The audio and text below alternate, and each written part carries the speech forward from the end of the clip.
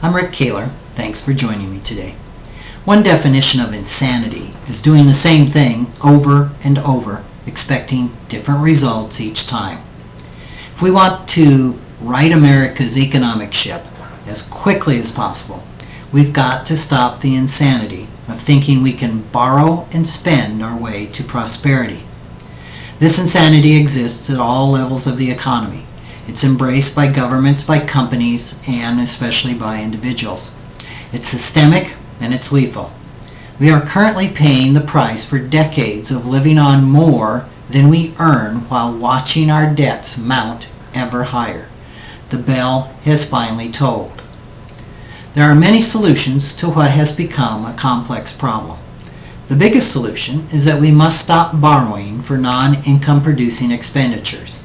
That means everyone, including individuals, corporations, and yes, governments. I'm sure of one thing, that everyday Americans in the free markets are eminently capable of sorting things out and getting our economy back on track. That doesn't scare me. What scares me is the old line, I'm from the government and I'm here to help you.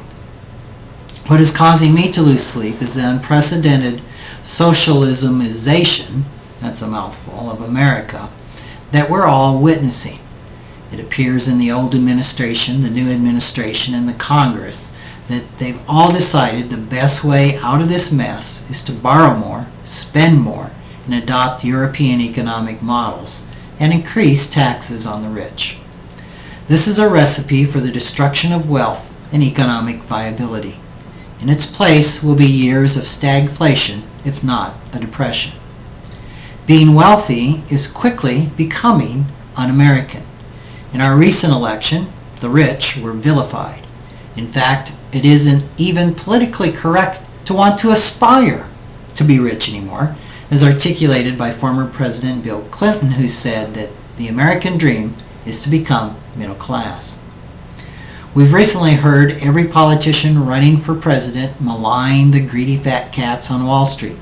Indeed, there is no doubt that greedy, get mine at all costs attitudes and behaviors exist on Wall Street and deserve maligning. But listening to the media and the pundits, one would go away with the impression that every corporate executive and corporation is greedy, if not downright evil. My experience is quite different. I find most corporate executives to be hardworking people with integrity, who bring those qualities to the companies that they work for. But there's another type of greed that we haven't heard much about from the media or the politicians. It's just as bad as corporate greed, maybe even worse, and it's growing exponentially in the U.S.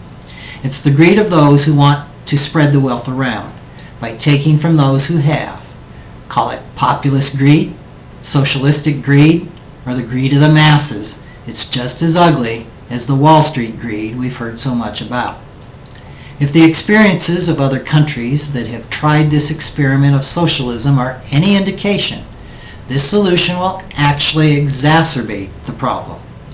The European economic model, let's call it socialism light, actually takes away the tools of the lower and middle class to become wealthy by making it infinitely harder to keep enough capital to reward further risk-taking.